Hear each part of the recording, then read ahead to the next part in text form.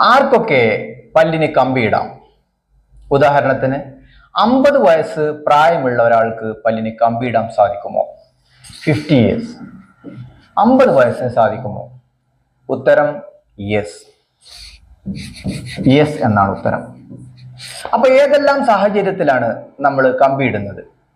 ഒന്ന്, പല്ലിന്റെ നിര ശരിയാക്കാൻ. രണ്ടാമത്തത്, പല്ലിന്റെ ഉയർച്ച ശരിയാക്കാൻ. മൂന്നാമത്തത്, പല്ലിന്റെ മോണയുടെ പ്രശ്നം പരിഹരിക്കാൻ. നാലാമത്തത്, പല്ലിന്റെ ഇളകിയ പല്ലിനെ ഉറപ്പിക്കാൻ. എന്ന് വേണ്ട, ആവശ്യമുള്ളവർക്ക് എല്ലാവർക്കും പല്ലിന് കമ്പിയിടാം. അപ്പോ പല്ലിന് കമ്പിയിടുമ്പോൾ എന്താണ് സംഭവിക്കുന്നത്? പല്ല് നമുക്ക് ഉള്ളിലോട്ട് കയറ്റാം, പുറകിലോട്ട് എടുക്കാം, പല്ലിന്റെ ഉയർച്ച കുറക്കാം, പല്ലിനെ ഇടത്തോട്ട്